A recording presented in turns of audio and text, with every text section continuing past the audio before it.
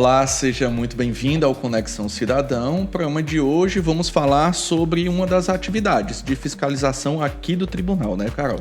Exatamente, é porque o Tribunal de Contas vem realizando inspeções em prefeituras municipais para verificar a ocorrência de pagamentos indevidos aos seus servidores. Por isso, trouxemos aqui ao Conexão Cidadão, servidor aqui do TCE, Júlio Muniz. Seja muito bem-vindo mais uma vez ao Conexão Cidadão. Você que é um freguês aqui do nosso programa. Sempre que me chamarem, eu vou estar aqui. Obrigado pelo convite, Dimitri, Carol. Vamos conversar. Júlio, vamos lá. Por que a importância, né? Parece até uma pergunta assim, rasa, né? Genérica, mas assim, fala pra gente, assim, pra quem tá nos assistindo, quem tá nos escutando, a importância desse tipo de fiscalização na questão dos pagamentos dos servidores. Tá.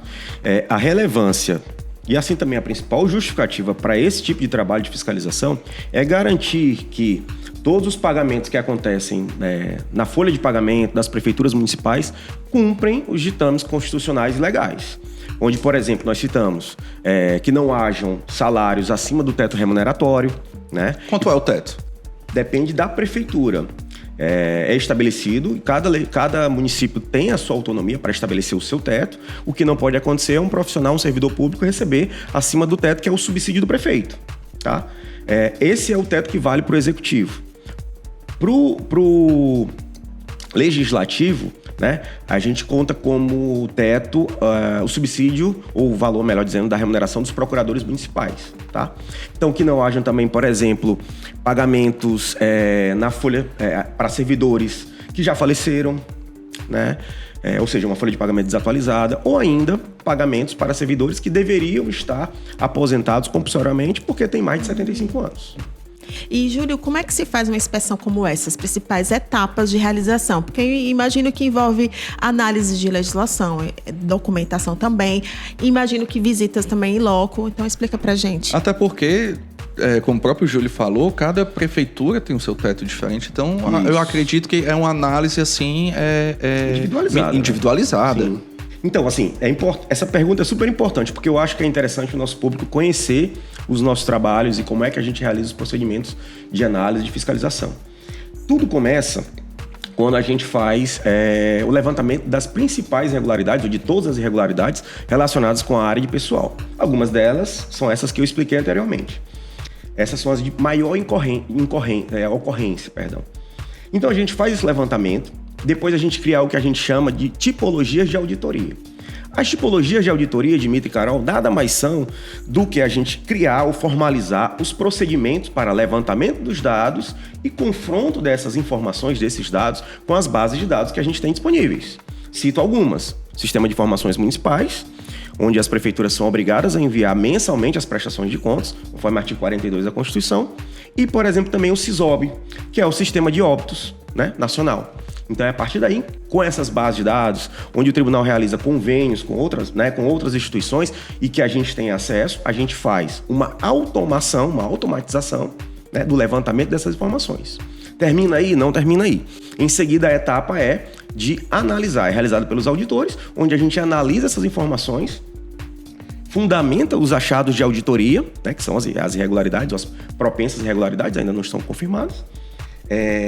Em seguida, formaliza esse trabalho por meio da emissão de um relatório preliminar, que, por sua vez, é submetido ao gestor. Essa submissão do relatório ao gestor para comentários, né, é um relatório preliminar, não é um relatório ainda final. Ela tem fundamento, né, vamos dizer assim, na nossa lei orgânica, no manual de auditoria de conformidade do tribunal e nas boas práticas das normas brasileiras de auditoria no setor público.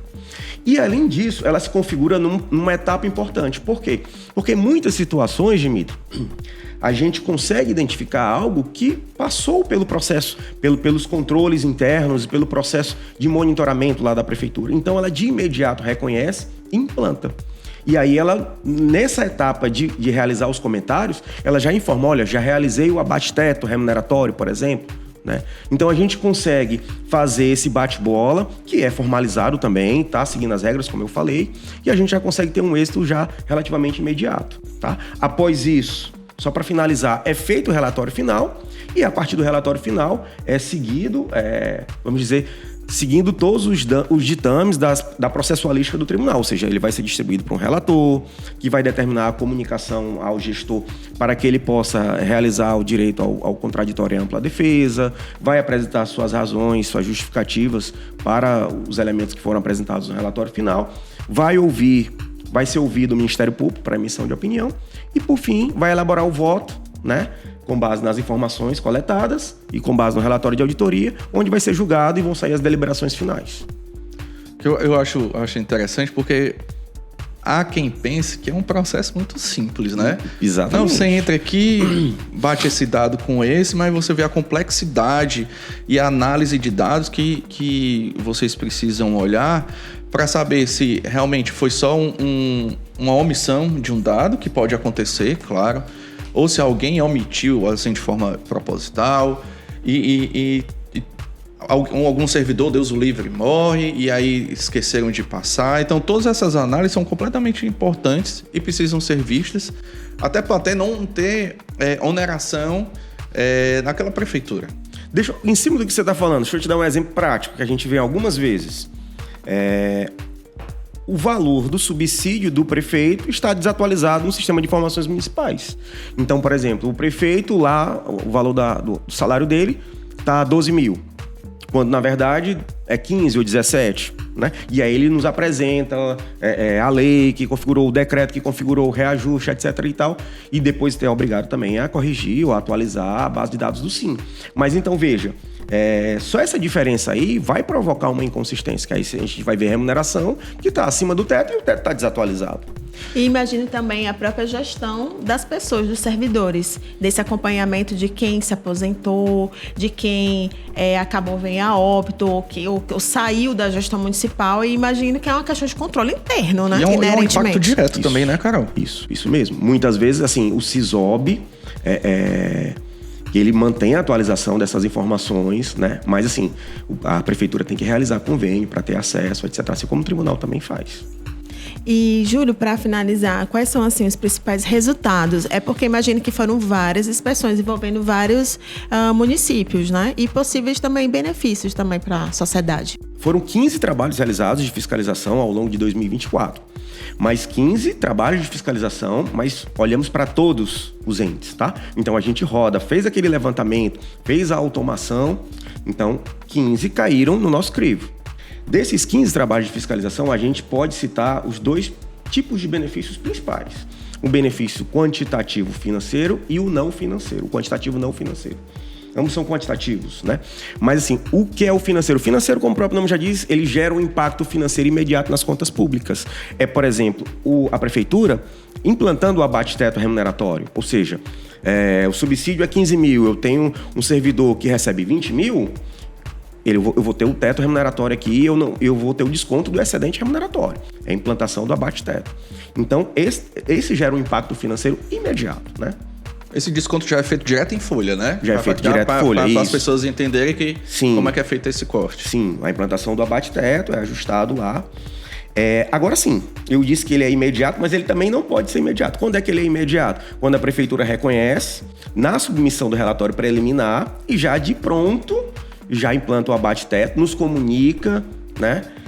Faz os ajustes necessários, né? E tal. Agora, pode ser que ele não o faça de imediato. E aí ele vai ser um impacto, um benefício que a gente chama que é potencial. Por que potencial? Porque ele só vai ser efetivado após a deliberação e julgamento final do processo. Esses são os benefícios financeiros quantitativos financeiros. O não financeiro, Dimitri, vamos dizer assim, a melhoria, o processo de ajuste e de atualização e de melhoria dos processos de controle interno, para que determinados eventos como esses, que vão cair em irregularidades aqui no tribunal, não aconteçam mais. Tá? Tem mais uma questão que eu acho que é fundamental.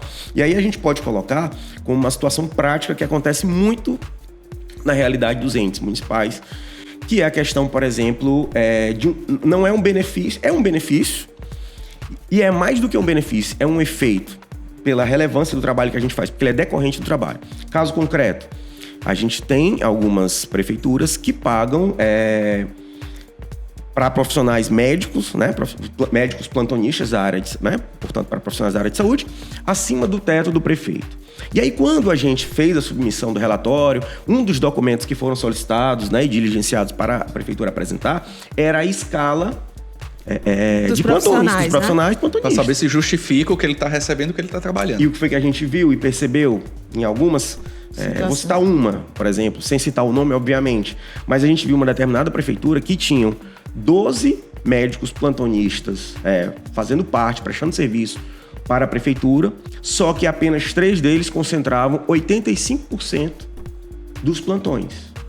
Isso vai provocar como efeito um médico que vai estar trabalhando em sobrecarga. Óbvio que ele caiu no nosso crivo por estar recebendo uma remuneração acima do teto. O que é justificável, inclusive, que se ele distribuir melhor os plantões, esse médico que estava recebendo acima do teto não vai receber. Além disso, é a submissão do médico a situações de risco, né, de exaustão, por excesso de trabalho. Plantões, 3, 4 plantões de 24 horas seguidos. Isso não existe, é humanamente possível. E que leva a outros tipos de erro, né? Porque nesse caso, inclusive, o CREMEC, o Conselho Regional de Medicina aqui do Ceará, ele não tem uma norma específica sobre isso. Mas porque o nosso CREMEC não tem. Mas nós verificamos em outros conselhos regionais de medicina aí, instruções normativas determinando que no máximo são 2 plantões de 24 horas seguidos, entendeu? E isso vocês já podem usar até como base para dentro dos processos, né? Exatamente. Que já ajuda aí até no processo para justificar por que aquele tipo de conduta. Júlia, a gente agradece muito a sua participação aqui no Conexão Cidadão. Eu que agradeço. Júlia, muito obrigado pela sua participação. E você pode participar do programa Conexão Cidadão mandando o seu e-mail com sua dúvida ou com a sua sugestão. Qual é o nosso e-mail, Carol? É o comunicação@tce.ce.gov.br. Conexão Cidadão é um programa do TCE Ceará, onde tem a coordenação de Kelly de Castro e a produção da assessoria de comunicação. A gente se vê no próximo programa. Até a próxima.